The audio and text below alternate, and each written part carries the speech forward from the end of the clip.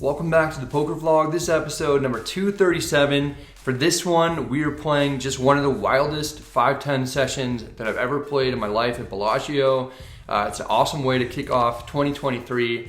No real goals or anything this year. I kind of set some that I didn't tell you guys about last year, and I'm going to go over my stats for last year in an upcoming video once we kind of catch up with the vlogs. But I just had a crazy end to 2022 with a really deep run in the WPT World Championship main event, and I got the biggest score of my life, so that'll be in a future episode. Excited to share that with you guys, yeah, it'll just take a little while to get there. And then a few announcements. First, I'm going to the Lodge in Austin, Texas, January 6th through the 11th, so I hope to see you guys out there. And then I'm going out to the Beau Rivage in Mississippi, January 12th through the 16th. I'll be there for the $1 Million Heater Series, and I'll be playing the $1,200 main event. So that should be awesome. If you guys are around either of those areas, come out to those poker rooms, and I hope to see you there. For now, let's get started. So I'm eating dinner with Gordon Ramsay's son, Spraggy. Then we get this great idea to play some poker. A little 5-10 action, a little Bellagio action. You love it. After Spraggy berates the kitchen staff and tells them that if they brought the enchiladas to Mexico, they'd get arrested, we head to Bellagio because I do love it. It's getting close to Christmas, the conservatory is all decorated, visions of stacking people dance in my head as I buy into the 5-10 game for $1,500. That's the max. Spraggy's name gets called right after mine. We'll be at the same table together. The session begins at 7:49 p.m., but it's going to go all night. We break even for 3 hours before picking up pocket fours onto the gun. In a game with lots of 3-betting, I may just fold small pocket pairs from early position. There hasn't been much of that at this table though. I raised to 30. We don't get through a single player. Onto the gun +1 calls. The middle position player wants to get in there. He calls. We're going 3 ways to the flop out of position. Comes Jack 10-4 with 2 clubs. We've got bottom set on a coordinated flop with multiple opponents. There's no need to slow play a hand this strong in this type of situation. I bet 60. We should be able to get called or raised by plenty of worse holdings, including 2-pair, top pair, flush draws, straight draws, and combo draws. Onto the gun +1 indeed raises to 160. Mostly this is great, but since we can have sets of jacks and 10s in our range, as well as Jack 10 suited and all the overpairs, it's a little alarming that one of our opponents is raising us even though we're the pre-flop aggressor. We bet into 2 other players. The raiser has another opponent behind him who could have sets of jacks, 10s, and 4s, plus Jack 10 in his range as well. The middle position player folds. There's so many cards we won't want to see the complete flush and straight draws. We're going to continue trying to get as much money in now as possible. If onto the gun +1 set over set us, so be it. I raised to 500 with plans to call a jam in case we're up against Jack 10 or a hand like King Queen of clubs. The opponent has 1350 total. He's not afraid to play for all of it. Come on. On it? Do you have jacks or 10s? Nope. As the dealer puts out the King of Diamonds on the turn, we see in the bottom left that our opponent has Jack 10 offsuit for 2-pair. With only 1 card to come and 4 outs for under the gun +1, we're in about as good a shape as possible to win a $3,000 pot. We just need to keep the dealer from devastating us by putting out a Jack or 10 on the river. Don't you do it, dealer. Don't you dare do it. She puts out the 7 of hearts. It's a safe one that gives us the victory. I'm glad to get the win. Spraggy always has something to chirp about though. Couldn't have gone to a worse guy either. We get a count just to confirm that we've got the opponent covered. We do. After several hours without anything too interesting happening, we win a huge pot to essentially double up and gain some momentum. Next we've got Ace-King offsuit under the gun +1. There's a straddle on for 20. We raise to 50. The button calls. He's an older gentleman that's apparently the only player who feels like getting destroyed right now. We're heads up out of position. The flop comes King 10-5 rainbow. We've got top. It's time to charge the opponent. I bet 60. Very little time passes as the old man starts looking for something. I assume he's trying to find a hard candy, but instead he grabs a calling chip and tosses it in the middle. We're off to a turn. The dealer puts out the deuce of diamonds. It's about as blank as it gets. There's a small chance we're up against 2-pair or a set, but it's more likely we're up against a hand like King Queen, King Jack, or a straight draw. We're going to bet until we get raised. I make it 140 to go. There's a little more trepidation this time from the World War I veteran. He doesn't want to let go yet. He brings his landline to a table and finds a call. I don't want to see any more Broadway cards, even an ace I wouldn't love seeing. The river is the Queen of Hearts. Ace Jack and Jack 9 make a straight. King Queen has us beat as well. I'm not sure if we can get much value out of something like Queen Jack or Ace Queen if that's what the opponent has. I check, expecting nearly all worst hands to check back. There's no check back this time. The opponent bets 220. There aren't many hands that he could be bluffing with here, but how do I let go a top pair with a kicker as good as Lionel Messi? Kind of a gross spot here.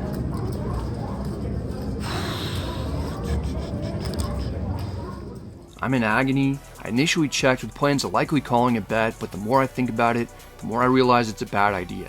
Too often, people have it when they bet on the river, especially for an amount like this when it's just out there begging to be called and the opponent's older. He likely has at least 2 pair, possibly the nuts. We're not going to pay him off. Alright, I'm gonna make a strange laydown here. I fold.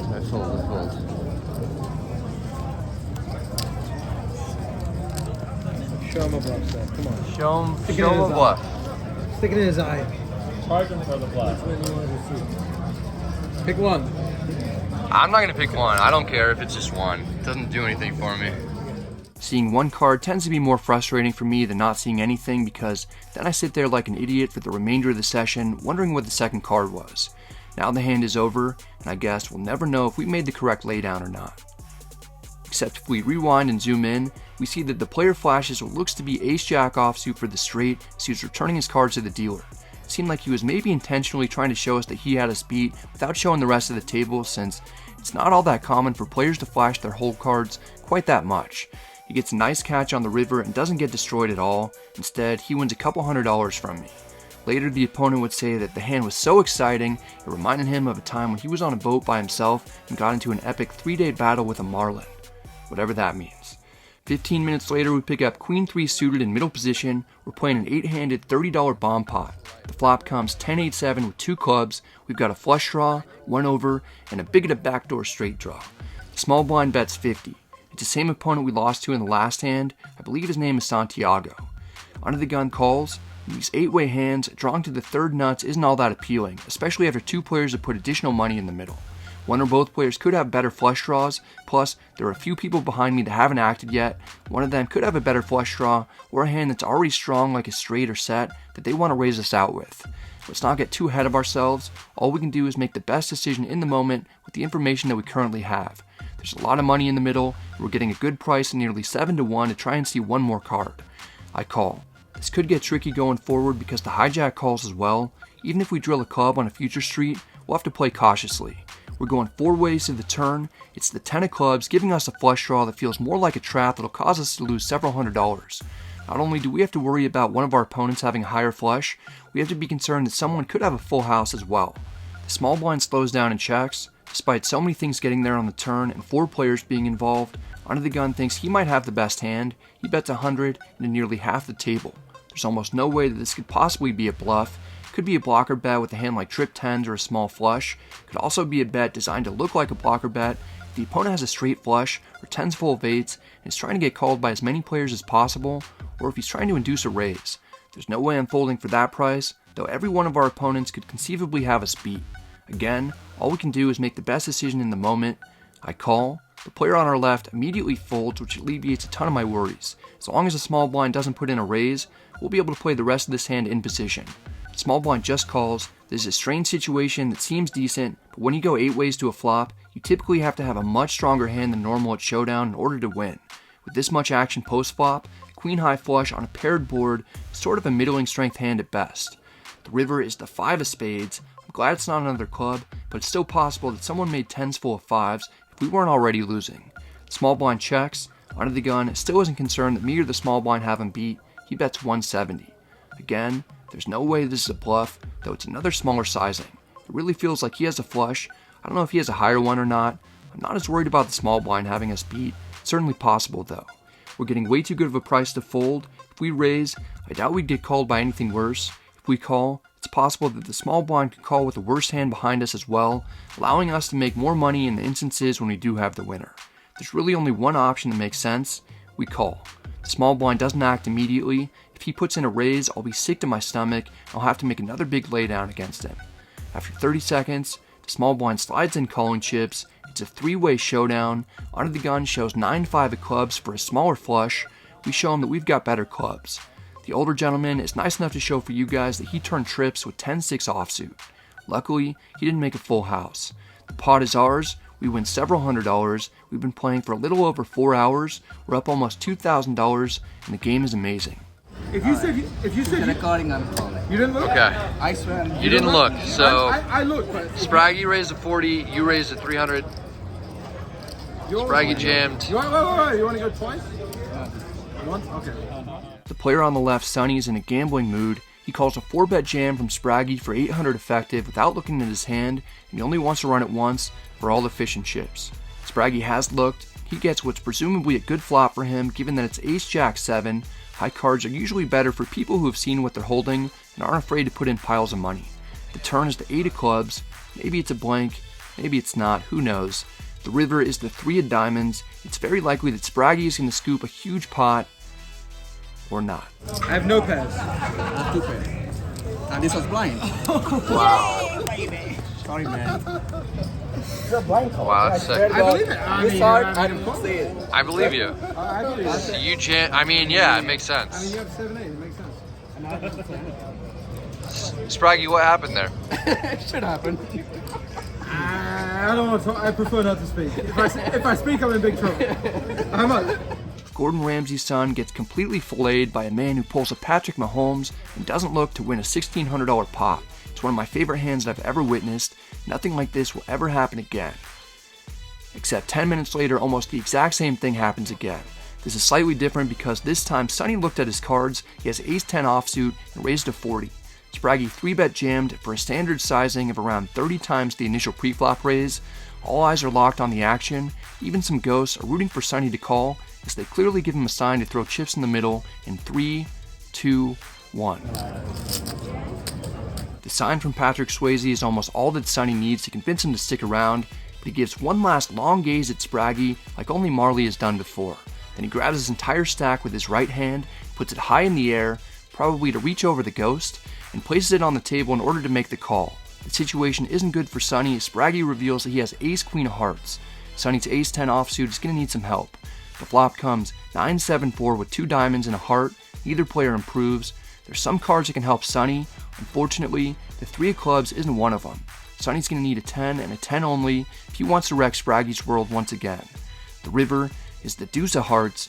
Neither player makes a pair. Spraggy wins a pot of around 2,500. It might appear like he's doing alright today, but don't be fooled. Spraggy's in for piles of cash after making one of the worst river shoves I've ever seen earlier with Queen Jack and a 3-bet pot for 2 times the size of the pot on a Jack-high board, and then he got called by the 3-betters Pocket Kings to lose. At least he's finally able to beat his nemesis Sonny. He got me once. You got me like 8 times. If only Sonny could have gotten Spraggy for a 9th time. Instead, he loses a big pot and is done for the night. That'd be the last time we'd see Sonny. For a few minutes, because he comes back to the table with more money, as we're dealt pocket 10s in middle position. I raised a 30, your boy Sonny's in the cutoff, he's glancing over at us like he's about to do something crazy. Do you want me to do the same shit that he did with me? Have you looked yet? I saw it. Do whatever you have to do. Heads up. We'll just play smart. It's just us against Sonny, out of position in a single raised pot. The flop comes 8-7-5 rainbow, not bad. Pocket 10s can be a little tricky to play post-flop when you don't make a set. We certainly need some protection. We don't want to see overcards come out, or any cards that put 4 to the straight on board. In fact, there are lots of turns that'll make this difficult to play, and I prefer to win this immediately. I bet 40. The opponent doesn't think about it for too long. He wants to stick around, and he calls. If he had a strong hand like an overpair or better, I'd expect him to take more time to at least consider raising. Quick calls are usually indicative of a draw of some sort. Turn cards like 4s, 6s, or 9s would concern me the most. The dealer puts out the deuce of clubs. It's one of the best cards in the deck for us. If we were ahead previously, we should still be ahead. The opponent has 695 total in his stack, and we put him on a draw that hasn't gotten there yet, so I wouldn't mind getting in stacks here. Perhaps we're up against a hand like pocket 6s or 7-6 suited. We need to charge the opponent if he wants to see the river. I bet 130. Now I'm going to take a second to ask you a question. If you were shrunk down to the size of a nickel and put in a blender, what would you do? I'm asking for my friend Sonny because that's a situation that he's found himself in. He's certainly in the blender right now. What should I do? Well, you've got a couple of options. You can wait for someone to fill up the blender with other items and climb your way out. This seems to be Sonny's default strategy as he's tanking for a long time. Also, if you get shrunk, your strength to weight ratio increases exponentially and you can easily jump out. Sonny puts his PF flyers on. He's about to make the leap. He's not going out though. He's going all in. All right, happy birthday to you, Brad. Sonny, I'm rooting for you so hard you have no idea. Let's go. Did you get there, Sonny? I don't like it. No, I missed it. I'm upset. All right. I have the winner then. Unless you have the winner. Do you have the winner? One card. Okay. Now what it could be the next one? I mean, I feel like it's not a 6, but I really would love it to be. if it is a 6, you deserve it, man. You're a good guy. Open You've it. been through a lot. Open it. Please. Of course. All right. Mamacita. It's so undeserved. All right. Where's my 6? Yeah, he's bang. I missed it. I thought he doesn't. Good. Nice hand, guys. Thank you. Apparently, hand strength doesn't increase exponentially when you're shrunk down to the size of a nickel and put in a blender. Sonny gets punished. We win another big all-in and are up over 2,600. It's been a great session so far. Everyone's having a good time. While we were involved in the last hand, some shots of Fireball arrived for the table. The interesting thing about Fireball is that just by looking at it, you start feeling a buzz immediately, then your vision starts to blur, and before you even take the shot, you black out immediately. Then you wake up 21 minutes later with Ace-5 suited, under the gun +1, and a straddle pot, and raised to 50. Spraggy's in the cutoff with what I imagine is garbage. He 3-bets to 160. We're not going anywhere. We can mix in 4-betting or calling with Ace-5 suited in this situation. If we can make a big hand, there's a big chance that Spraggy's going to blast off because he can't help himself. We're playing deep, and we're playing for keeps. Call. Very cool. $20, I get to see blood. We're heads up out of position in a 3-bet pot against the heir to Hell's Kitchen. The flop comes Ace-4 deuce rainbow. We've got top pair, a gutter, and a backdoor flush draw. Pretty good overall. I'm going to check. Spraggy decides this is a good time to disrespect half the country. The American male ego is on arrival, by the way. £20. That's a small bet. I imagine we'll see a larger sizing in the future either as a bluff or for value. Our hand doesn't really need protection since we have a draw ourselves. We could be way ahead of something like pocket queens. I call to keep Spraggy's worst hands in and to keep the pot more manageable in the instances when we're behind. The turn is the queen of diamonds. It's not ideal because pocket queens takes a lead against us. I check. Spraggy can't exactly fire at will here because we could easily have pocket queens or ace queen ourselves. The opponent checks back, which makes me feel much better about our top pair. Spraggy wouldn't give us a free card if he had a set or 2 pair. The river is the 10 of spades. It's another not so great card. We could be up against pocket 10s or ace 10 suited. I check. There's no quick check back from Spraggy this time. He knows I probably won't have a set or 2 pair either. After check calling a tiny flop bet, it was really just a check back, then checking 2 additional times. To be honest, I'm content to get to showdown cheaply with top pair and essentially no kicker in a 3-bet pot. Spraggy isn't going to let us off the hook easy. He bets 520. It's well over a pot-sized bet. The interesting thing is that Spraggy likely doesn't expect us to have an ace with our line. We would have 4-bet ace-king, and we would have bet river with 2-pair hands like ace-queen, ace-10, and ace-4 suited.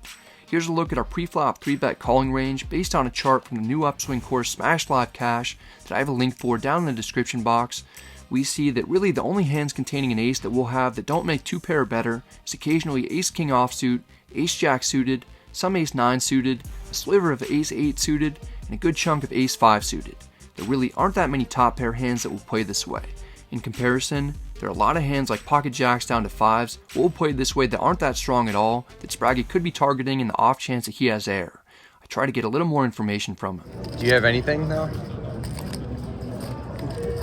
Price is the price, and the price is right.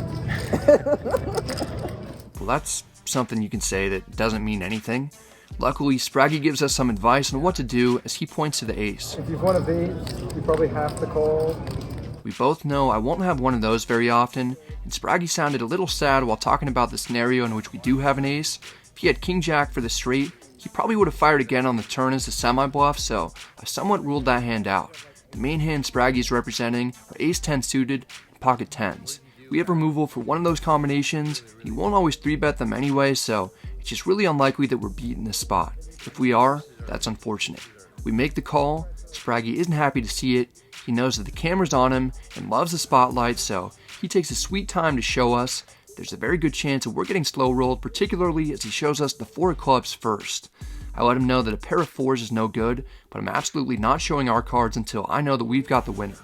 Spraggy takes my word that we've got him beat and mucks. At this point, it's safe to reveal that we called him on the lighter side. Spraggy must have had 5-4 suited. He gets punished for 3-betting us light. A big one goes our way. We're up about 3,300 total. Here we pick up 3 deuce of diamonds in the big blind. Sonny has a short stack. He limps in from under the gun. Spraggy raises to 40 from under the gun +1. The cutoff calls. Folding is reasonable, but I'm not in the mood. I call for 30 more.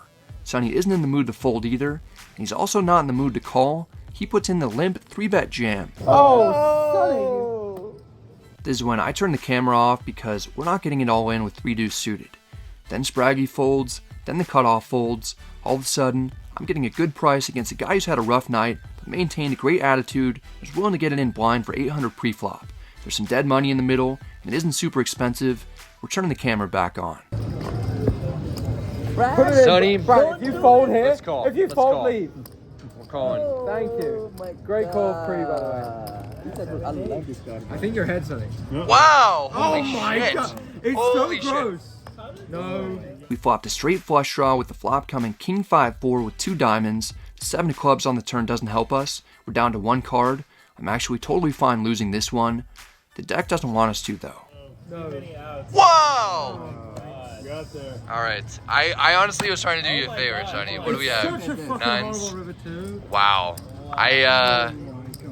I obviously was not trying to win. That's horrible though. Yeah. In the moment, I don't even process it. Sonny rivered the set of 9s as we rivered the flush to scoop the pot. He's absolutely right. That is horrible. I made the call pre-flop for fun because I've been enjoying playing with Sonny. I actually don't want to see him go.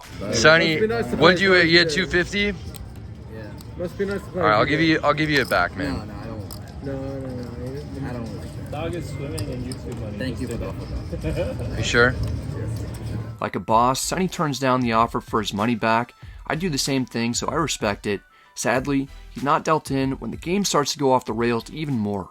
I've straddled from under the gun and looked down at pocket kings. The player to my left double straddled to 40, and Spraggy triple straddled, so we're playing a hand of 5, 10, 20, 40, 80 with cowboys.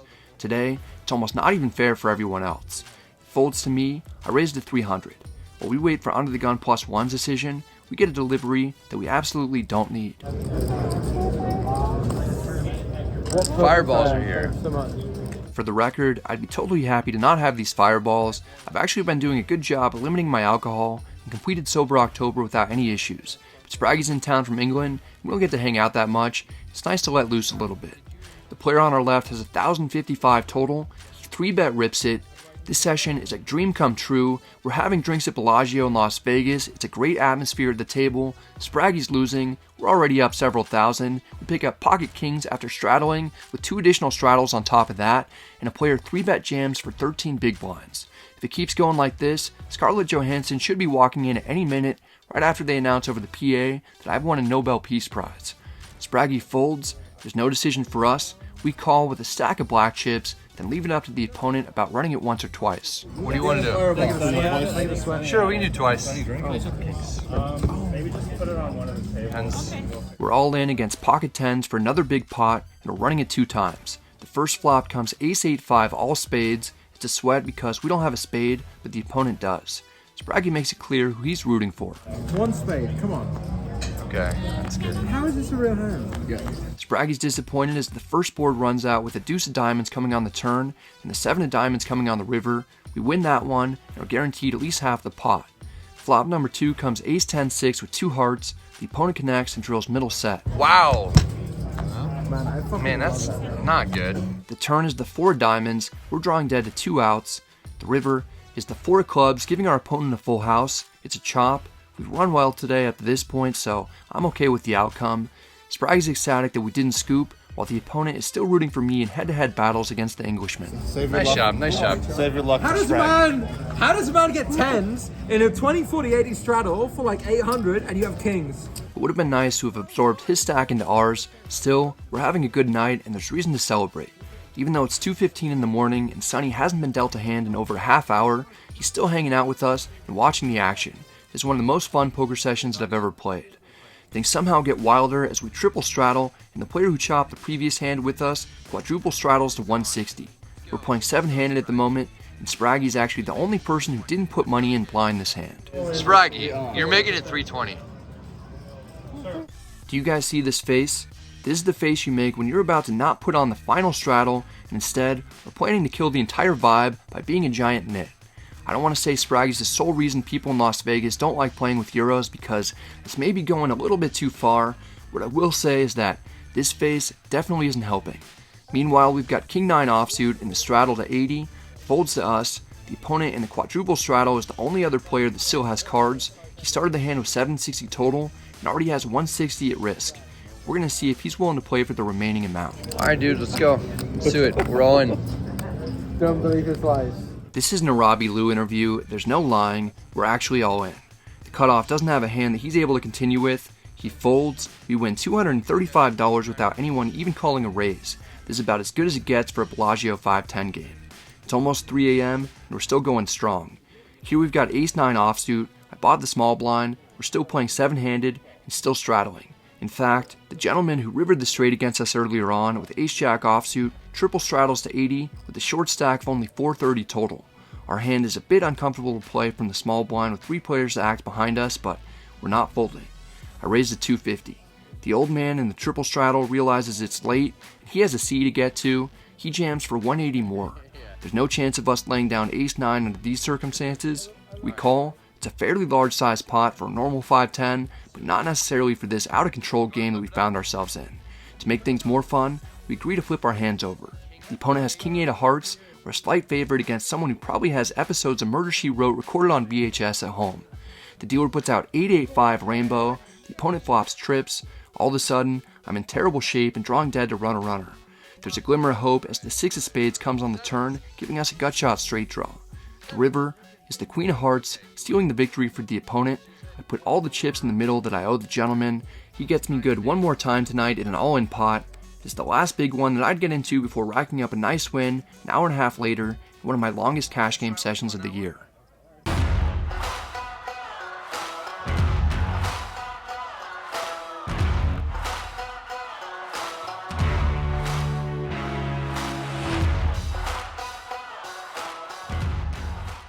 Played 9 hours, won 33-20 over that time period. I don't even know what happened. It was a long session. This guy played like a fucking maniac, and we had a lot of fun. I don't know, how'd you do? I honestly don't know. Maybe I think I'm down a little bit, but I played a lot of big pots. Brad doesn't accept my thinking on maybe one of the big pots that we played. I don't know. Maybe I'm playing a different game to everybody else, Brad. You know, you guys are playing live. Long story short, Spraggy lost. No, I mean, I wouldn't classify anything as a loss. It was if you don't win, you learn, and that's my big. Spraggy learned a lot today, and I learned a hell of a lot, my friends. I learned a lot. But he limited the damage. Actually, you know, you cash out with like 5K, so. I think maybe I'm down like 1,500. It's close. Could have been much worse. You won well. You played well. Yeah, I had a good session. 4 people. Actually, I lost the Kings versus 10s hand. I mean, I could have done better. I lost the Ace 9 versus King 8 suited all in as well. The Jack 10 versus Pocket 4s and Jack 10 4. Yeah, that was great. It's good for you. Skill game. As you were. Good night, my friends. That's it for this one, guys. I hope you enjoyed it. If you did, please remember to hit the like and subscribe buttons. It helps out the channel a ton. If you have any questions or comments, feel free to let me know in the comment section. I'm happy to get back to you. More and more of you guys are kind of commenting that you know, you're not seeing the videos pop up, even if you are subscribed and even if you have the notification bell put on. So that's a little bit alarming for me, and just be sure to kind of check back in on the channel from time to time, because I've got some really exciting episodes coming up, including some sessions that I played with Ivy, and then my deep run in WPT World Championship main event for my biggest live cash ever. So really excited about that stuff. And then I'm going out to the Lodge January 6th through the 11th, and the Beau Rivage in Mississippi January 12th through the 16th. Hope to see you guys at either of those locations. And then one last announcement is that I just started a Facebook page, so I have a link down below in the description box. I'll probably pin it at the top of the comment section. Be sure to join that Facebook page and just share with me, you know, some hand histories that you have that you think are interesting, and maybe I'll take a look and kind of write my thoughts on them. I want to connect with you guys more going forward in 2023, so I'm looking forward to doing that. Hope you're all doing well. Hope you're staying safe. Good luck at the tables, and I'll see you next time.